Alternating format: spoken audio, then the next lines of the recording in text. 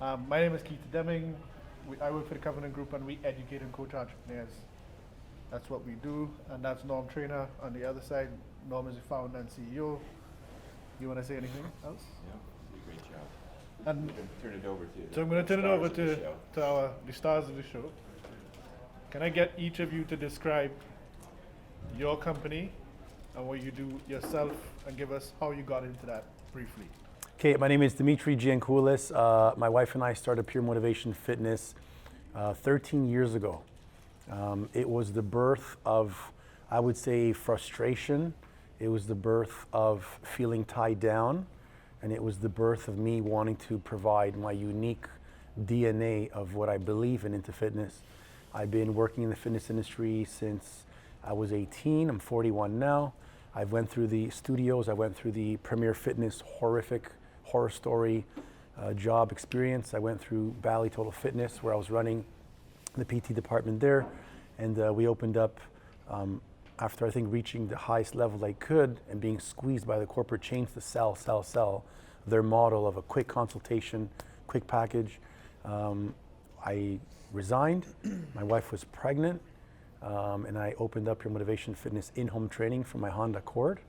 From there, 2 to 3 years passed. We were, growing with referrals and clients in the city of GTA. And then I said, you know what?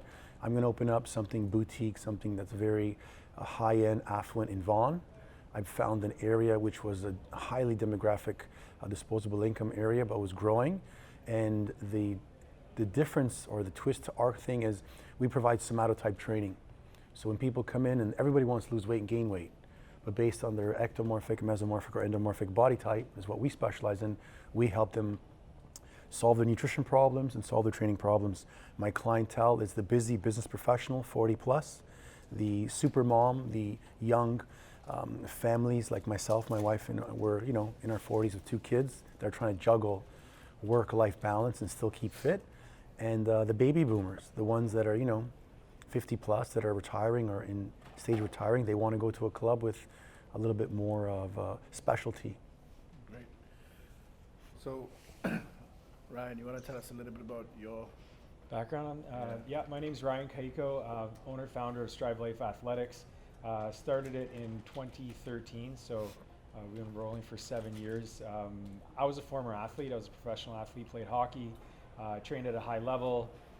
Once hockey was done, I was still training and sort of living like an athlete, so to speak. So all of that sort of energy and what I wanted to do was create a fitness option or an athletic training option that would be suitable for anyone to be a part of. So we, similar I guess to your Honda story, we started in downtown Parks in Toronto. Had a 6x12 trailer, fully branded, fully kitted up, and we hit some high density, high visibility downtown parks to really build the community and sort of build that vibe of outdoor training and athletic training and conditioning.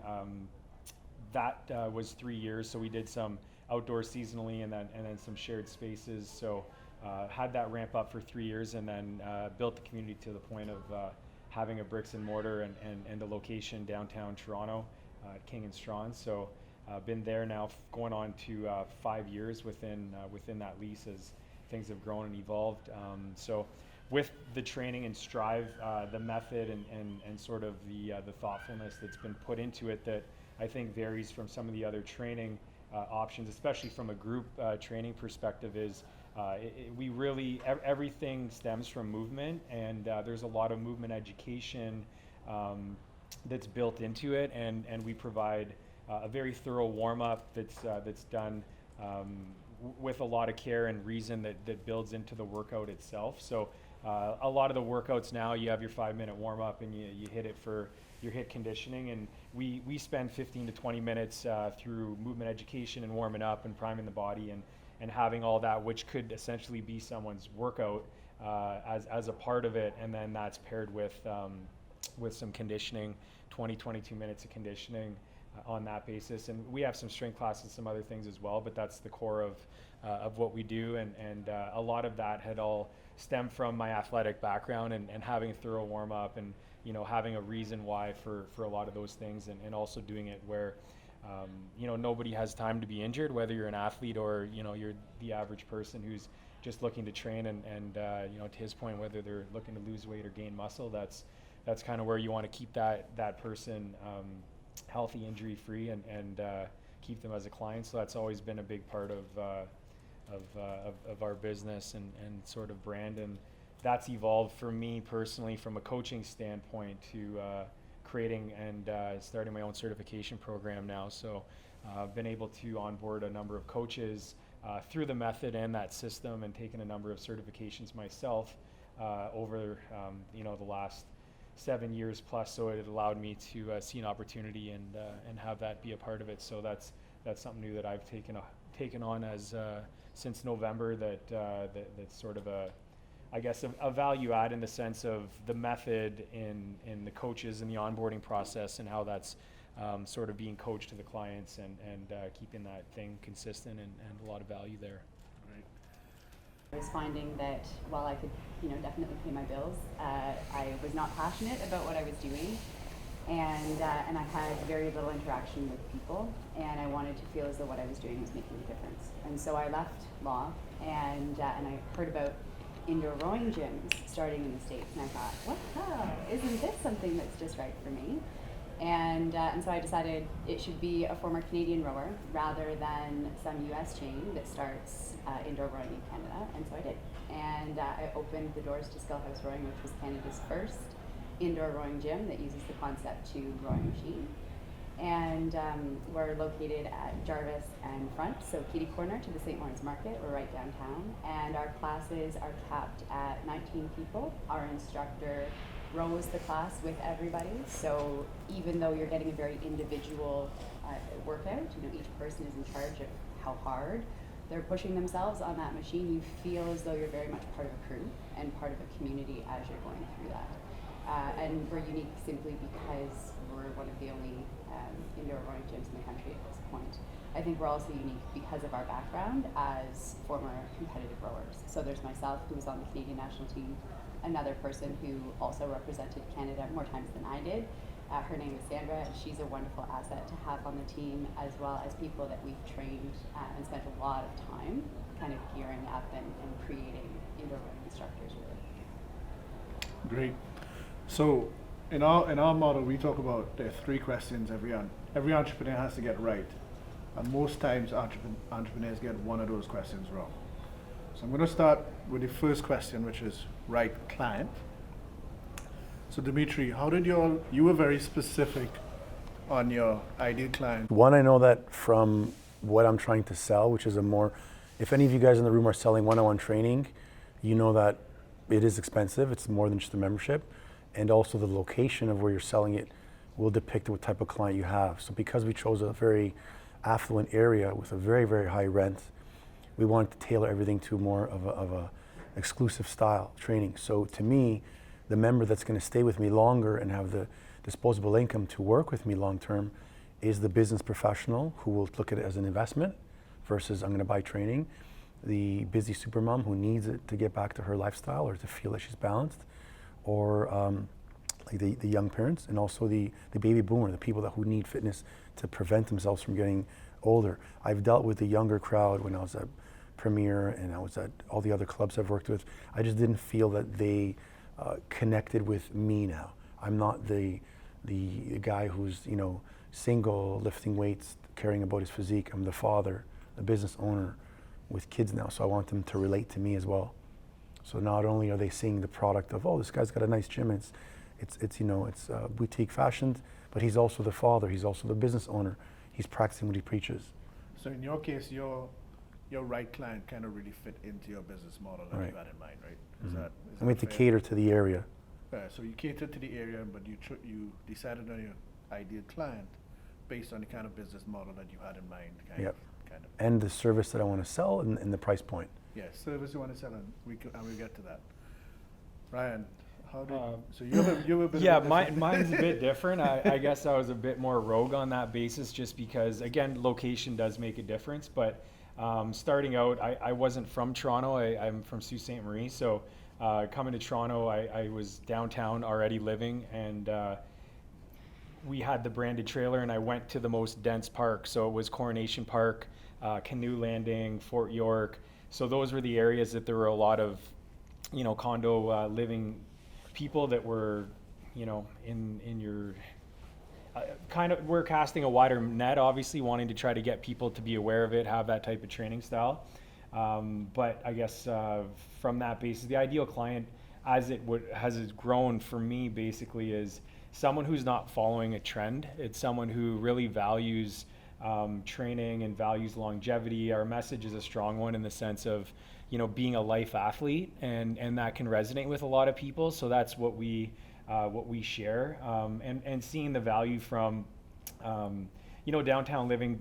Like, not everybody has that disposable income to be paying for personal training. It's very costly. So because of the attention to detail, because of the warm up and the movement education, because of the coaching, it is essentially, even though the class is, we have a 20-person class too, it's like you're getting personal training in a group environment, so there's a little extra accountability and the rest of that going with it. But it's that person who's living downtown that sees the value in their training for life, training for longevity, and doing so at a price point that's reasonable and fair for living in downtown Toronto, but being more valuable in the sense of it being like a personal training session because of the amount of attention that they're getting and the progress that's being made. Great. So for us, we're still learning. We're 2 years in, and we definitely have a client that forms the bulk of who we are. But when we started, I think we were a little hesitant to cast our net narrowly because we were afraid of excluding people that we thought could be benefiting. As a former rower, I think everyone can benefit from rowing. We're all sitting for way too long. We're all hunched forward over computers all day. Rowing benefits so many of the issues that so many of us are facing. And so, yes, it's, we have teenagers that are coming in that want to, perform better on erg tests and make rowing teams. But we also have an 84-year-old who is a rower on the water, and he supplements his training. But the vast majority of our members, because of our location and because of our price point, are busy professionals in their 30s and 40s. One of the wonderful things about rowing is that it's super, super efficient. You're using 87% of the muscles in your body, and you're getting cardio, strength training, and core stability all in one. And it's safe. Yeah, it's Super it's, safe. well, Impact safe, it's yeah, really safe when you're doing it properly. That's there's an important caveat there, because some of the technique that I have seen is anything but safe. But when you're doing it properly, it's really, really safe. And so that allows us to have a broad, potential client base. And so it's something that is a struggle for us to really kind of hone in on and define who that client is. But for the most part, 30s to 40s and professionals, people who value their time. Yeah, I can add to that too. I know we were kind of briefly talking about it. Having operated for 7 years now downtown, that client or user is a bit transient, especially now there's a lot of options. And the other thing is that person that's downtown living isn't downtown living forever. So they're downtown for a year, 6 months, 18 months, and then when they move, not everybody is able to stay within being a member and being a part of the program. They may be seasonally, they may be occasionally, but it's not as consistent. So over time, my clientele and the age and even the gender has skewed different ways, just based on, being downtown and what you sort of have to endure as a result of it. So we had a conversation before, and one of the things we talked about is that you're going to have profile clients, so people who sort of fit your ideal client profile, and I'm sure this is true of all three people here. There are people who will be non-profile clients. They wouldn't fit your ideal client description, but they are clients. So what you're looking at is the large bulk or the target market. So let's say your primary target market. Who are those people? That's what we mean by your ideal client, that perfect ideal client. So you would have described three of them, and I'm sure you have clients who may not fit into those three, Yep. but they are your clients, right? Mm-hmm. So one of the benefits is being very specific and knowing who you're going after, because that helps you in your marketing. It helps you get introductions, etc. And one of the interesting things that we talked about was inclusive versus exclusive. So some entrepreneurs get very afraid to be exclusive. So they want to include everybody. But you have to be very specific about who you're going after, what kind of culture you're building, etc. And all three of you have done that, whether implicitly or explicitly in some way. You've done that both end of being inclusive of everybody who you would like to be part of that culture you're building, and being exclusive in terms of getting that ideal profile. And you're kind of still figuring it out and working on it. But Sometimes though, I think it evolves. Yeah. You could kind of land on it for a bit, and then things kind of shift. And to his point, as you get a little older, who you're reaching and how you're relating is a little bit different too, and you want that to line up. It does make sense. So Norm, I wanted you to lead the second question, and that's a good segue into the second question. you can't always make the clients that you want to target be the ones you're going to get. Right. Sometimes you get people, and as much as they're the business owner, they come in and they have just such expectations of you, and they want you to drop your rates to meet them, so maybe they're not your ideal client. So sometimes you let them leave, and you be honest and comfortable, and they may go to the next two people and they may be happy. So one of the things that was touched on is that when you're looking at your ideal client, you're looking at demographics, the age, stage of life, and you're looking at psychographics, the attributes, characteristics, qualities. And often the psychographics really are more weighted. So Kristin talked, for example, about the efficiency of rowing. That really got me excited. I hadn't thought about that. So that was a nice kind of a segue into the value proposition. What is the value? What it also speaks to is who's likely to be attracted to your value proposition. So, for example, Starbucks has been very successful at really designing their business for people who feel time compressed, who feel busy. And the vast majority of people in our society today, for a variety of reasons, feel time compressed. And that can also be true of the allocation of time to work out. Ryan talked about the transient nature of people in downtown Toronto, and that has an impact on business. So when you're looking at and Dimitri talked about actually choosing a location where it was affluent people, and he had they have a very specific set of avatars or profiles or ideal clients. It's more than one. They all share in common some attributes.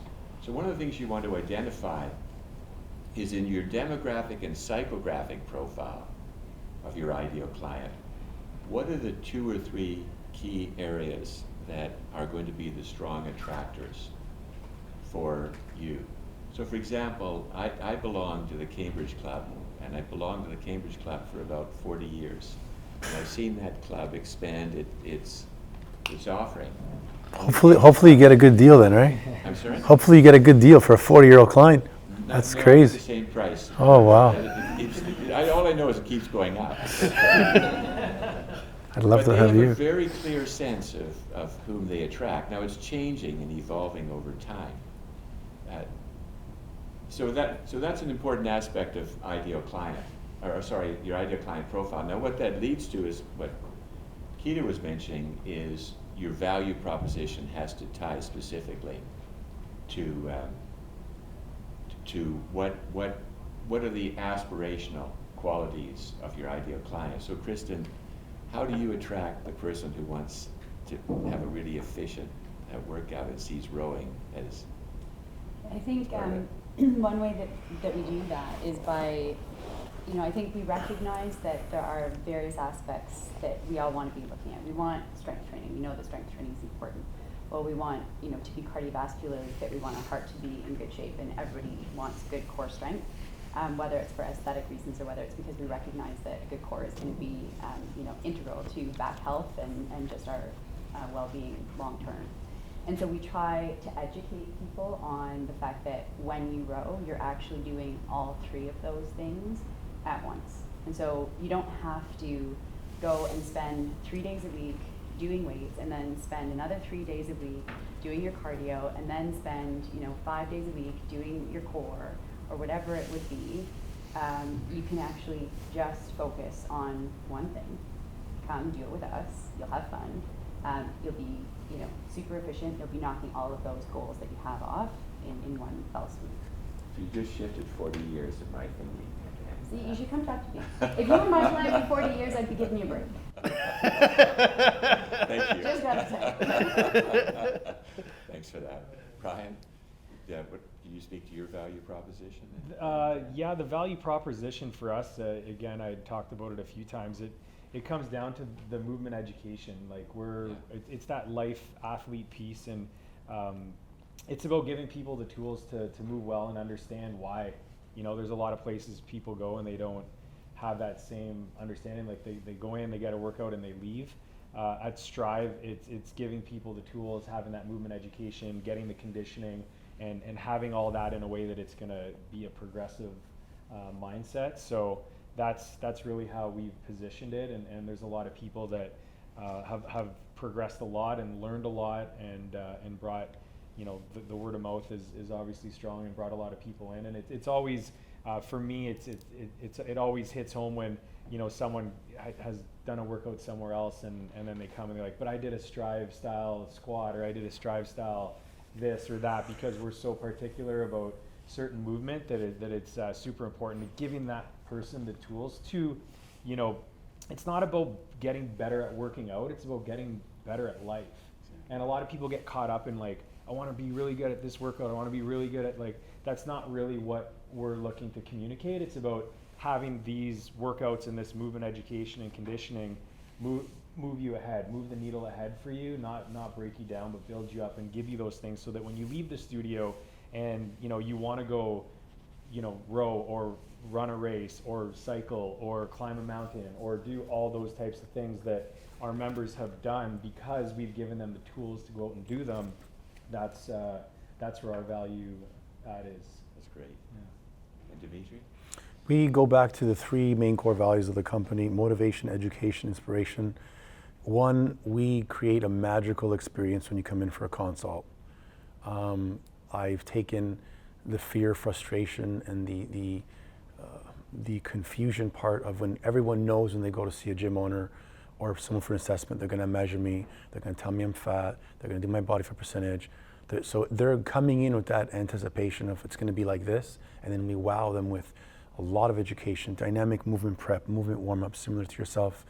We give them a lot of education on somatotyping, which at the end of the day, some people may think that it's one aspect which is customizable, but if I look at everyone in this room, we're either tall, thin, jointed, fast metabolism, long boned, can't gain weight, or we're either stocky with a small articulation and we can gain and lose weight, or we battle with weight, we have thick neck, ankles, wrists, slow metabolism from age. So when you can give someone proof that, listen, you're like this because of this reason, you got to eat like this and train like this, now they're like, wow, the experience was magical, the follow-up was magical, the first workout was really, really educational.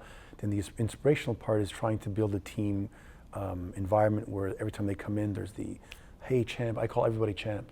And sometimes people may think, oh, he calls me champ because I'm special. I call everyone champ to make them feel different. So because we turn the whole, their thought process of what a gym membership is like about, and make it be like, wow, it's a lot about education. Why would they not want to buy training when someone's telling you, here's exactly to get to point A to B? Yeah.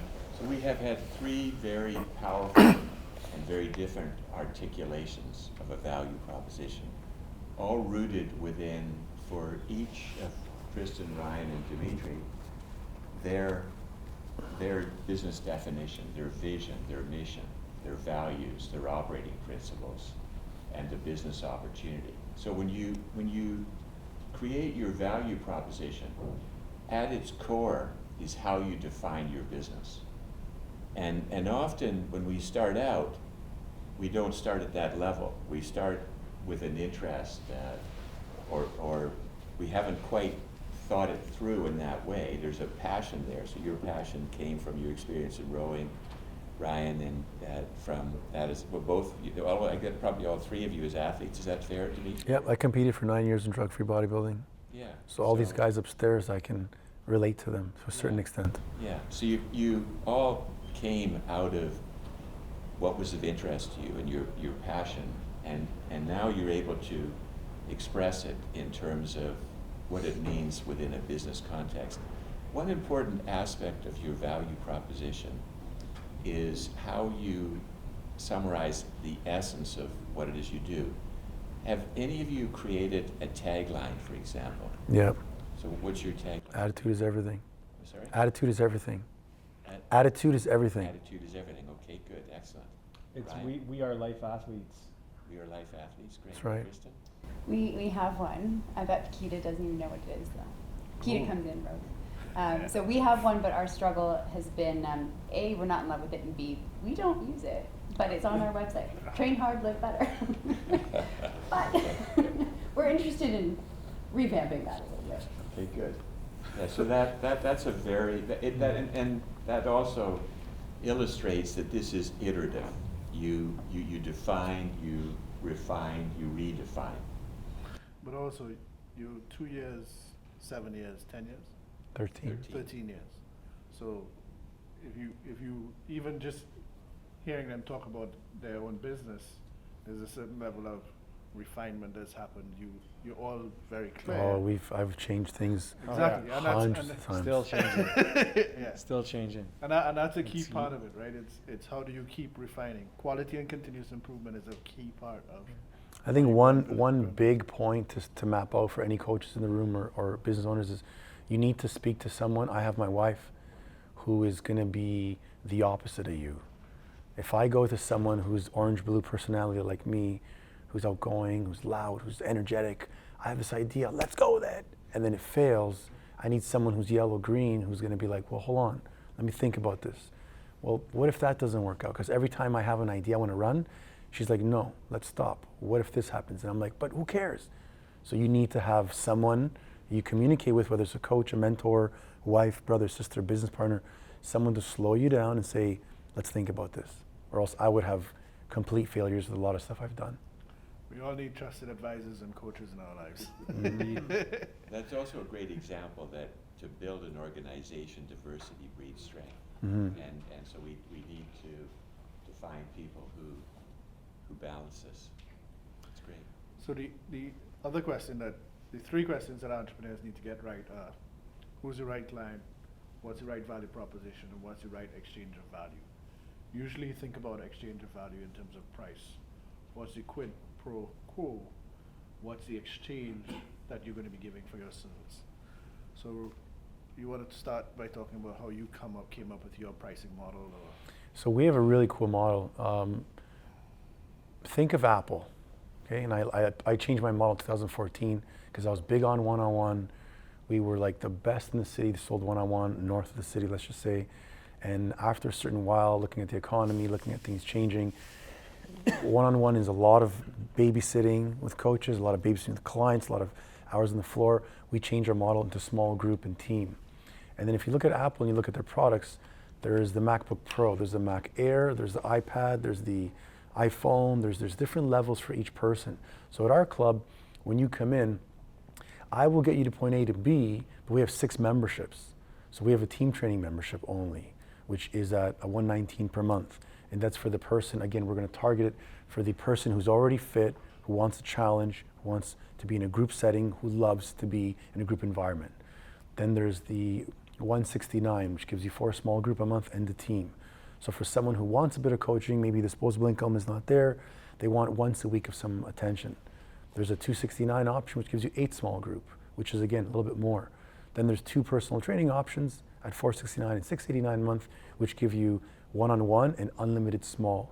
So when a person comes in and says, listen, I'm in my 50s, whatever, 60s, I have an injury or whatever their age is, I'm gonna say to them, well, team training is not gonna be the best option for you because of this. I think you should do this and this option because of these reasons, and I'm gonna give you a sample to try out and make you speak to 2 members who've done it. So automatically I'm funneling you through to where I think you should be, not because I'm trying to sell you, but to be realistic. I can't put someone who's kyphotic, who can't hinge in a team class because it's 119. So then I'll work and I'll explain to them, I know the price point is much higher, but for the next 6 months, we got to help you get your movement properly. When they see that you're being genuine, and when they see that, I talked yesterday about not closing people on the first time. Never close them. If they pull the credit card, say, you know what, if they're ready to buy, you write the credit card number down and say, come in tomorrow for another half an hour free. Because they'll love you more, the fact that you didn't try to close it one shot. And you're probably going to upsell them the next day. So if you give 1 or 2 sample sessions, they come back in, they came in wanting 119 price point, but they left buying 469 for 6 months and then the 119. So there's a layer, you should layer your program and always give 3 options. If I come to row, I like lifting weights. I'm not a cardio guy, but if she only gave me 1 option to buy rowing, I may not buy it. If I could buy rowing and once a week of power training with one of her trainers for weightlifting, bang, I'm in. Or if there's only 1 option, you're gonna lose me. We could talk about that, but yeah. Yeah, I have a layered approach to a tiered approach to that, especially again downtown, so a little bit different. For the studio, over time, what we've encountered and what we saw, we've changed. It evolves, but we're not an unlimited training model. I find that it attracts the wrong person, so it didn't work out. So we have a 2 time a week from a membership standpoint. We have a 2 time a week user, a 3 time a week user, and a 4. So depending on that person's commitment, there is flexibility. Obviously, they can go up or down with what that is, but they could sort of plug into what their frequency would be on that basis. And then we have strength classes and mobility recovery classes, as well as the HIIT conditioning classes. So a person can live in that lane of just doing the HIIT conditioning, because that's what we started with and that's our primary, as the 2, the 3, or the 4 time a week user. And then we have a full access plan that's tiered as well. And then that person can get the HIIT classes, the strength classes, and the mobility classes, if they'd be so inclined, like yourself to that point. And then just because of the amount of options and not wanting to say no, we have passes where, it's like a punch card, or, a 5, a 10, a 20 pass that expires in 6 months, and they could come, once every 2 weeks, every Sunday, like whatever works for them, just so that, again, you can catch people for, different reasons. That person might not be consistent, but they still like the community and they want to be a part of it. So they fear commitment. Yeah, they don't want commitment. They could still come. And then the funny thing is, you might see that person get the 5 pass uncommitted. They blow through them, and then all of a sudden you have them on, something that's a little bit more suitable to what would suit their needs. It might be the 2 time a week or whatever that is. But having those options has been very helpful, and having that level of frequency be something that's been helpful as well too. For people to kind of plug into it and feel good about being able to achieve something that's realistic for their lifestyle. Yeah. We also have sort of 2 different streams and a tiered approach within them. So we have a single drop-in, we have a 5-class pack and a 10-class pack. So those are for our commitment phobes and people that are doing other things and they just want freedom. And often we will see them sort of shift lanes. And then we have our memberships. And when we first opened, we had only our 8 times a month membership. So a lot of those people come twice a week, but they don't have to. They could come, if they have a vacation coming up, they can space it out however they like. But the 8 passes expire at the end of the month. Then we also have an unlimited membership. And then about 6 months ago, we rolled out commitments. So if you commit to us for 4 months, then you'll get a discount on those membership prices. If you commit for 6 months, again, you'll get a discount. If you commit for a year, then you'll get a discount on them again. Yeah, I have that. We have that too. We have a 12, 6, and a 3-month commitment on that basis. Yeah. So what's interesting is that you also were very clear on your ideal client there, where you said you stopped the unlimited because it was attracting the wrong people. So what you did there was you said no to a particular demographic because that's not what you were trying to build. That goes back to your business opportunity, your mission, vision, values. Mm-hmm. What are you trying to build? It was subtle, but that's what you did there. Yeah. And I think that's really important to remember, that sometimes you have got to say no in order to build what you. So the way we describe that is, what you say no to defines you. Yeah, you have to kind of know your margin on that basis. So like just to give them a better idea of why, like for an example, if that person's coming in at a 99 or a 120 unlimited for the month, and they're coming 30 times, their class is like $2 a class. You know, like you have to know your margins on that basis. And the other thing, like having done unlimited in at different points in my juncture, that person will come in for a month unlimited, smash out 20, 25, 30 classes, and then they're gone.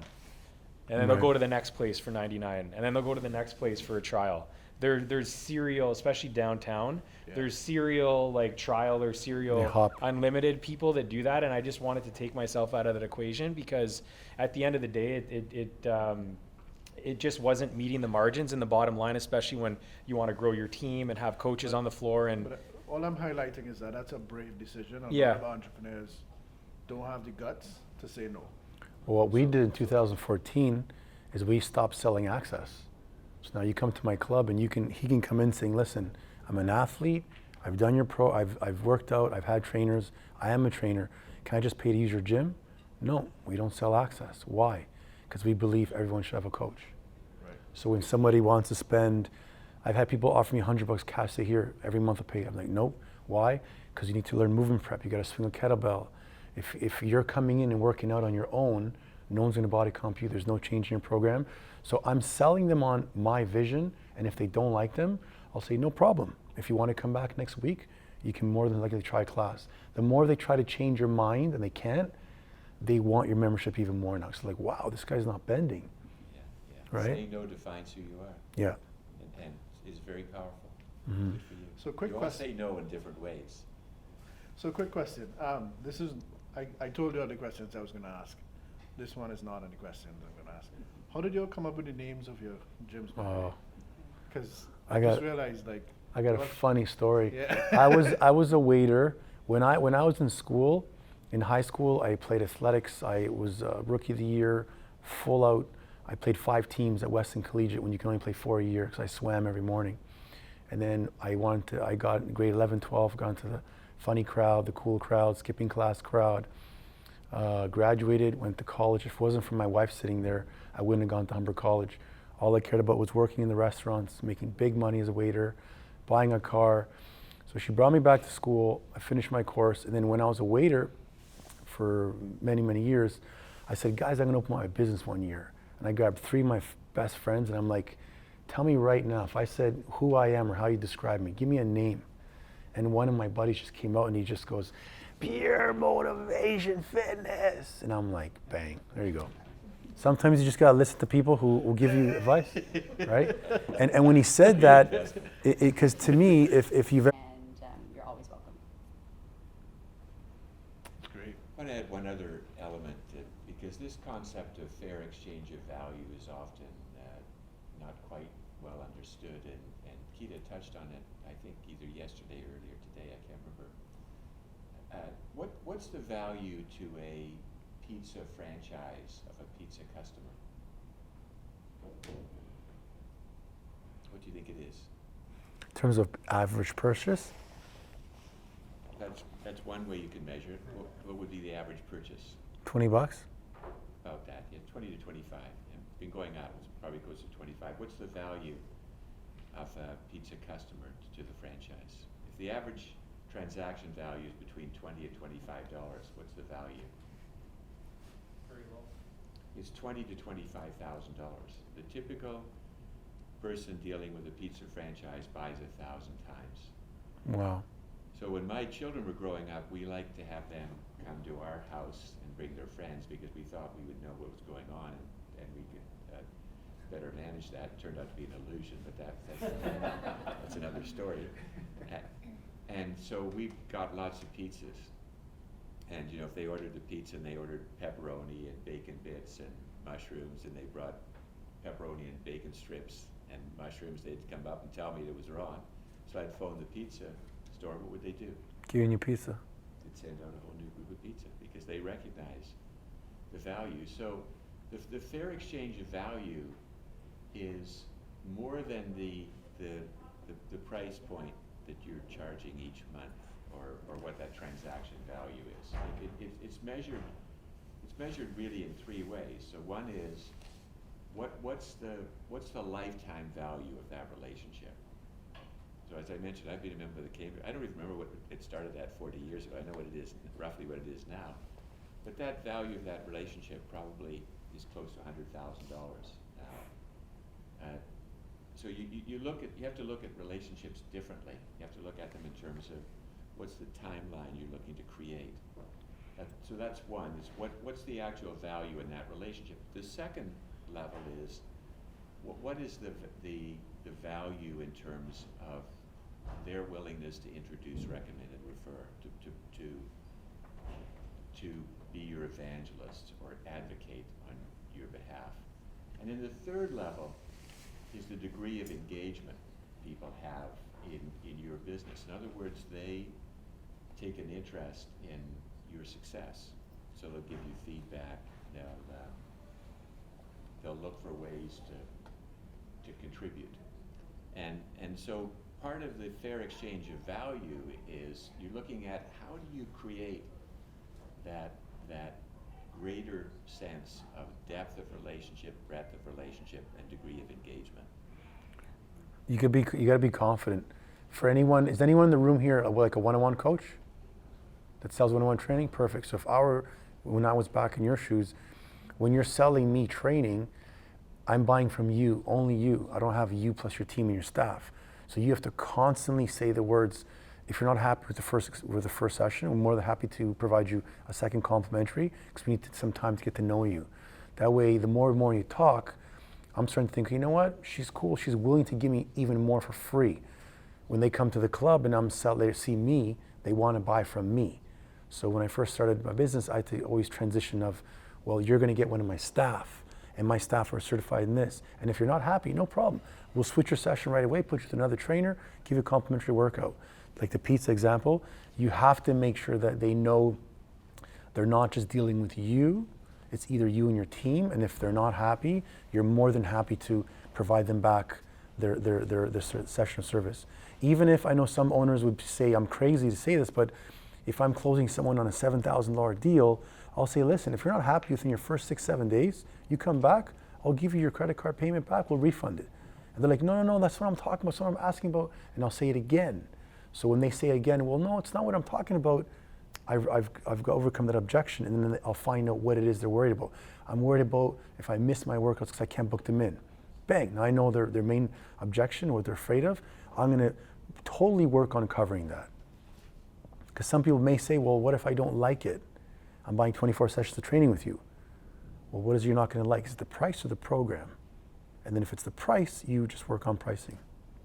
If it's the program, you change the program. Wonderful. Great description. Thank you.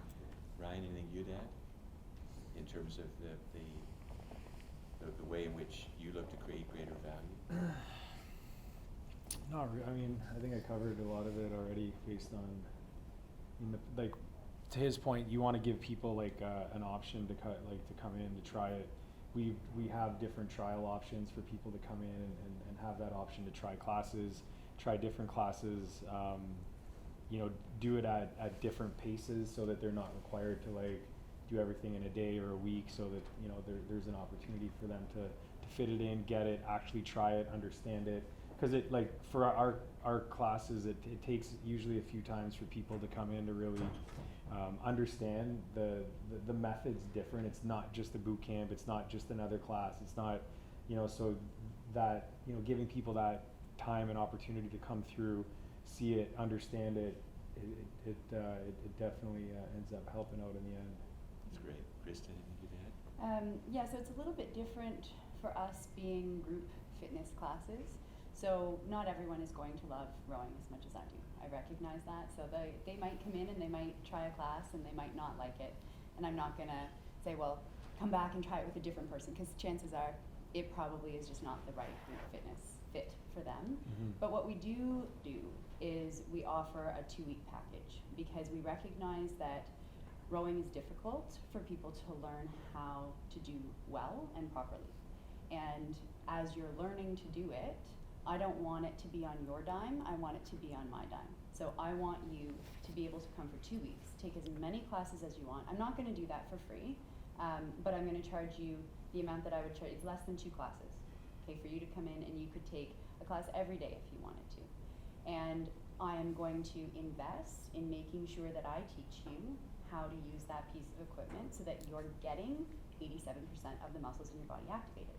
Because we can all sit down and move up and down on the machine and not do anything. But if you're putting into it what you want to get out of it, then you're going to see results. So we sort of invest that way. That's great. So one of the things we often don't fully understand about conversion, how you convert someone from a prospective client to a client, is it's both art and science. And the science is that if you wanted to create a formula for it, so if C is convert to a client, what the first thing is M, and M stands for motivation. People are motivated to do what they're motivated to do. So the most important factor in converting someone is what is their motivation? What do they want? So if they want to have a workout where they're using 87% of their body and they're getting core, and I'll get it, I'll work on it, core and muscle, core and core strengthening and cardio. Okay, good. So motivation is key, and each of Kristin, Ryan, and Dimitri described the motivation of their ideal client differently and equally powerfully. So it's motivation, M, plus VP, that your value proposition. The clarity of your value proposition drives everything. And what you have to understand is that motivation plus value proposition is not the end of the formula. Because as human beings, we are more motivated by feelings than we are by facts. And we've all grown up with buyer beware tapes. We've all been told you have to move cautiously. So what happens is that the motivation is the incentive to move forward. And what you have to be cognizant of is there's friction. There's always friction in a buying or situation, because there's three conversations going on: me to me to you, and you to you. So, Dimitri talked about you have to believe in the value of what you're doing. You have to have absolute confidence, and you have to be willing to let people walk if it just doesn't fit for them. You have to master the conversational environment. You have to master how you present what you're doing in a simple and compelling manner. And you have to understand what's going on in their mind. And so you have to deal with the strength. You have to give them an incentive to move forward, and you have to eliminate the friction. So the incentive to move forward, each of our three panelists illustrated in a different way. 2-week packaging, come as much as you want. Ryan, you have a different approach. Dimitri, if you're not happy. So those are great examples of how each of them reduces friction and gives people an incentive to move forward. I think you also have to, there's a thing that I brought to show everyone. If you're speaking to people, I think it's very important to sell to the person's personality type. And a lot of times business courses don't teach this, kinesiology don't teach this, but I know there's so many different types of guys who speak about it, but I have the blue, yellow, green, orange. Yeah, the true colors. So if you're speaking to, if I'm trying to sell this guy here or this guy here, and right off the bat when I'm speaking to him, I can tell he's asking questions about how long you've been open for, what success rate do you have, how much is the program, how long is the time frame. I know he's an analytical thinker. I know he's cautious. If this guy's telling me about, oh my God, how long did it take you to get like that? Do you guys have dumbbells? Do you guys do free weights? Do you guys do Olympic lifting? And he's very energetic, and when he's talking to me, he's leaning forward to me. I need to sell him on his personality type. You have to be a chameleon. You cannot sell what you think or what he thinks or she thinks, because he'd be good with me. I'm an athlete, he's got an athlete background, we hit it off. But someone, let's say if my wife or someone else who's never been an athlete, they may not feel his vibe and his passion for training. They just want to come and lose some weight. And if he forgets that and he just keeps selling, this is my program, I'm an athlete, you lost the client. So it's very important to follow their personality type and their body language. Great example of the me to me to you, and you to you, those three conversations. Then the final element of the formula is that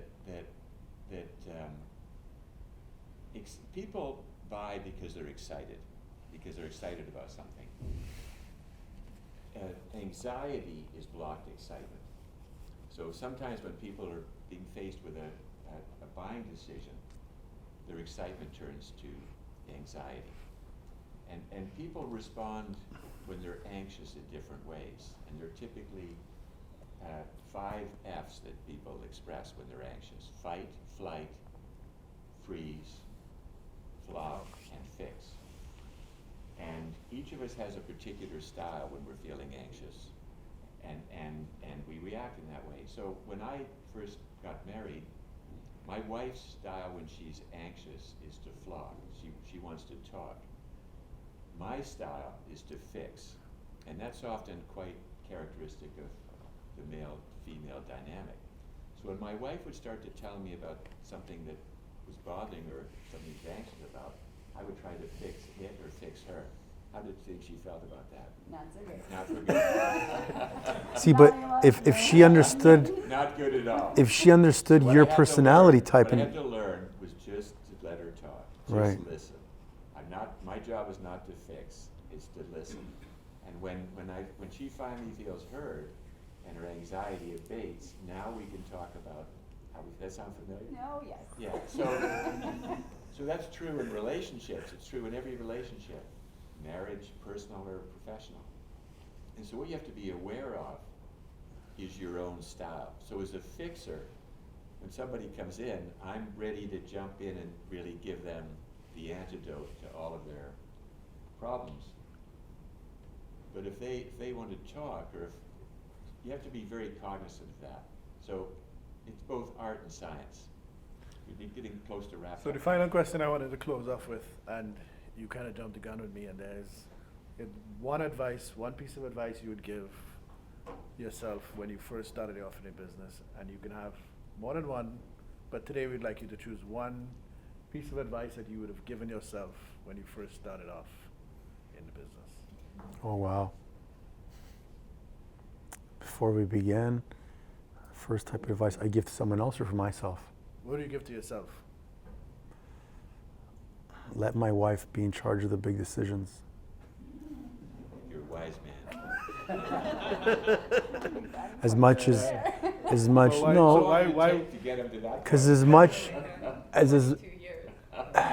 as much as I feel confident and I'm the bull and I'm the guy who's ready to sleep, work till 3 a.m. and as much as I'm that guy who's ready to go, those guys sometimes aren't the ones that will get the job done in a smooth process. And if I would always, and I always do that, I stop and ask for advice or her opinion. I think if I would have tried to plan out things differently as she would, I would have not had so many ups and downs and learning lessons. Because sometimes you gotta not be yourself. Like, we gotta know when to always be yourself and be outgoing and passionate. But then when you're dealing with purchasing with another person's personality, again, if they're not like me, I don't know them well. But if they're like my wife, then I would follow up or someone else's personality type to see how they would respond. Ryan? From a business standpoint, it's going to be way more challenging than you can ever imagine. I didn't go to business school. I didn't have a business background. I was obviously super passionate about training and athletics and sport and the rest of it. And passion will fuel you and get you so far, which, obviously it's good. Take those things as positives. But I think learning, adaptability is probably the most important thing, and not being, you want to focus, for people that are trainers and want to start a business, it's hard to just, sometimes because you're working, in the business and not on the business. So you want to pull yourself, as much as you want to be training and you love the training aspect of it, it's you need to learn more of the business side of it. So I think really opening yourself up to understanding different aspects of it and not just the training, if you're wanting to be a business owner, is super important, because there's so many different things that we could probably go into from the business perspective of, pricing and memberships and Accounting. managing people and you know, looking at a P&L sheet and signing a lease, and like there's a lot that, you know, so enjoy the training, love the training, understanding that aspect of it, but you know, also spend time and having conversations and learning about the other sides of things. They may be scary conversations and scary thoughts and things that are maybe even ahead of where you're at now, but start having those conversations now. I think they'll be helpful. Like, yeah, if you are a trainer and you want to have a space, start talking as if you're going to get a space and have those conversations. It's crazy how the universe works and how, you know, information comes back to you, and by putting that out there, what you could learn from the conversations that you know, that are there. That's a great point. I think if you ask everyone in this room, if you're a coach, how many hours a day do you block off to not work on training and to work on the planning in the business? And that's a big problem that I had. I was always in the business, and then you have to start blocking 2 hours a day to just step back and not even be at work. I leave work now to get more work done, so I can be out of work. So no one says, "Hey, how are you?" And people talk to you, and just to go to the bathroom, I got to plan out. Okay, I'm gonna go to the bathroom now. I don't want to get interrupted by 5 people. It's gonna take me 15 minutes to get from the bathroom back to my office. Do I go? So you got to plan it out. Yeah. Put a bathroom in the office. Put a bathroom in the office. Yeah. Because everybody wants to say hi to you. Yeah. Everyone wants to talk to you. Yeah, there's a lot of variables. I mean, there's a lot of skill sets that you have to build in, like managing a team, managing people, managing time. So it's as things evolve and grow from having that training passion to wanting to grow your business, scale your business, and the rest of it. There's a lot of learning down that path. I can relate a lot to what Ryan said in terms of not having a business background and that being a struggle for me, for sure. We thankfully just hired a bookkeeper, so I might tell myself to do that a little earlier, because that's a big relief. But I think also just I would tell myself to trust my gut a little bit more and to not be afraid, because I'm never going to convince every single person that comes through my door that rowing is the best thing that they're ever going to experience. And I'm not going to be able to teach everyone how to use the rowing machine properly. Some people just don't get it. And that's okay. That's okay. That's great. No. Anything you want to close up with now? Well, that was tremendous. I learned a lot, so thank you for that speech. It was really good. And you're going to go ask the Cambridge Club for a discount now. That's right. Probably not. He's gonna quit and just come over. He's going to start rowing. Is there questions? Is there? Does anybody have questions? Anybody have questions? A question for Dimitri. Great job, sir. Thanks. Question for you about your waiting experience, your experience as a server or a waiter. Oh, Tell me what that taught you about business and about being the great coach and trainer that you are. everything. I tell my daughter, you're gonna have to work on our business eventually, but everyone should, who wants to open a business, get involved in waiting, because being a waiter not only teaches you how to deal with, you're trying to get a tip at the end of the day. You're beginning to be a salesperson. You gotta give a service, you gotta provide what they need, you gotta make them happy, you gotta juggle all the ups and downs, but then again, you're the business owner for that hour that they're there. They're eating at whatever, the Keg restaurant, but your experience makes that brand even better or not. So it helped out a lot, and I did it for 8 years. And I think that's what made, I wanted to open up a restaurant, but you said follow your dream and go into training. So, but it's important. Soft skills. Big time. You just said it, man. Being on time, smiling.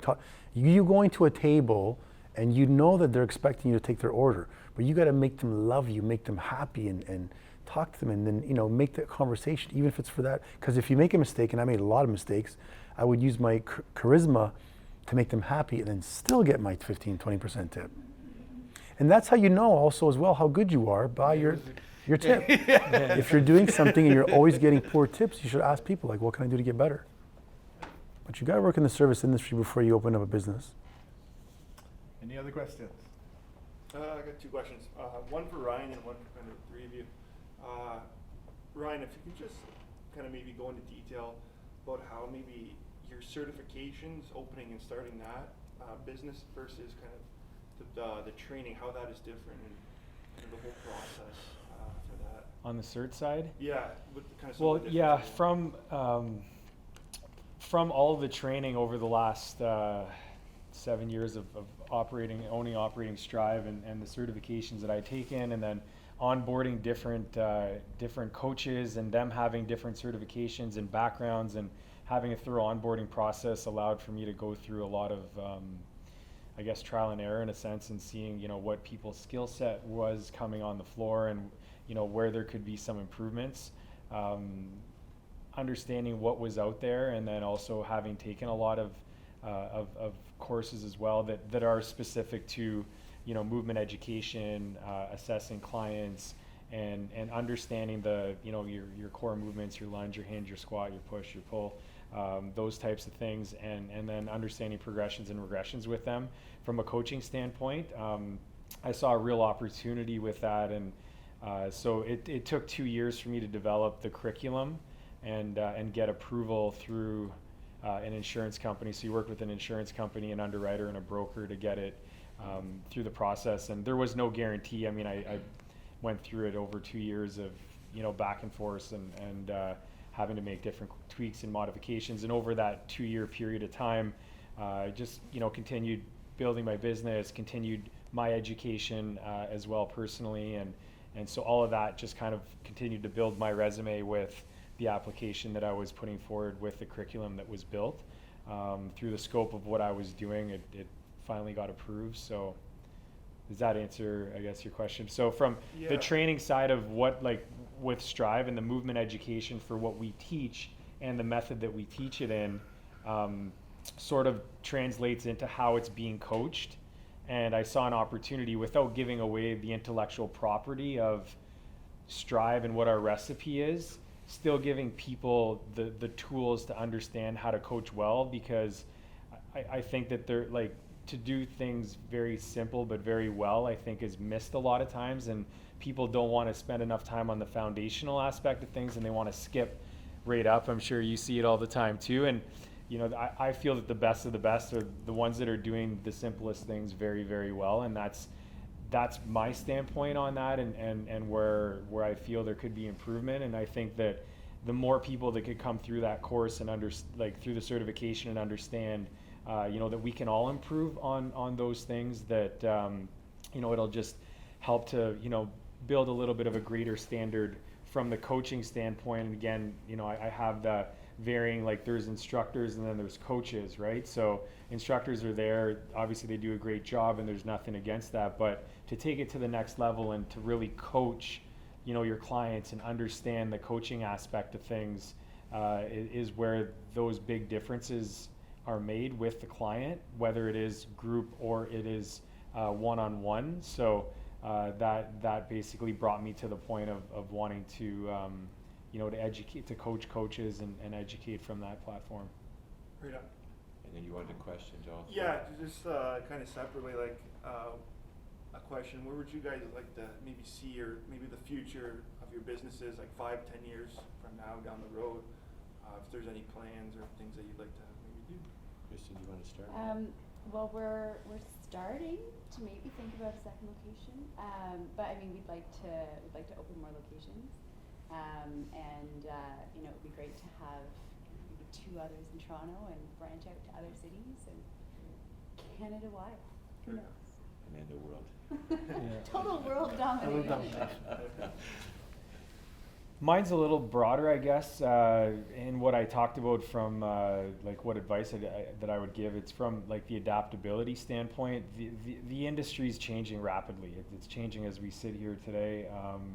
Bricks and mortar has a place, but there's online training. There's a lot of different things. There's so many changes that are happening with, you know, workout streaming and in demand. There's a lot of different things. So I'm not too sure which direction you know, I would take it, but definitely making myself aware of what those options are to grow the brand, to have, you know, ultimate reach and be able to, you know, continue with the training aspect of it. And then definitely grow the certification that's been developed. I have a level 1 with it, level 1 foundations, and there's 2 other levels as well that'll be built into that as it'll be a part of my growth too. So, Dimitri? I love the industry and I'm going to work in it. My plan would be to, prior to the end of my 10-year lease now, find another unit that I could buy, because we would love to have bought the unit that we're in now, but because of the demographic area we're in, it's impossible to buy any space just because all the builders in Vaughan own everything and won't sell anything. So to buy something 5,000 square feet within a 3 to 5 kilometer proximity, but also I'm really passionate about wanting to license my program, put it together something similar like you, because online is where it's at. And also, and help, I want to work coaching business owners. This industry is going to be, we're very young. One-on-one industry just started from late 80s till now, so we're not even a 50-year-old industry. So 25 years from now, 10 years from now, there's going to be business owners that need help. And instead of me going and buying another brick and mortar and growing it space, and having to pray that my franchisees are going to want my vision, I'd rather just meet with you, come see you, charge you $4,000 for a week at your club, charge you $5.99 a month. You got me on call. I redo all your programs and systems, and I fix your company. So that way, if he decides or she decides, hey, I like this program, can I just buy it? No problem. But you reach a certain point in the industry where after doing it for so long, the passion doesn't go away, but you feel like, what am I doing? And we just hit our 10-year anniversary with our club, and I was going into a funk where I was getting depressed and sad. So then we raised money for type 1 diabetes. We raised $15,000 at a gala, and that brought me excitement again. And then as soon as it's done, it's like, well, what do we do now? So I think helping other business owners is probably, or public speaking is where I want to end up. Yeah, it's good to have. Yeah, it's good to have We evolution. need to wrap up. There's a Raptors game.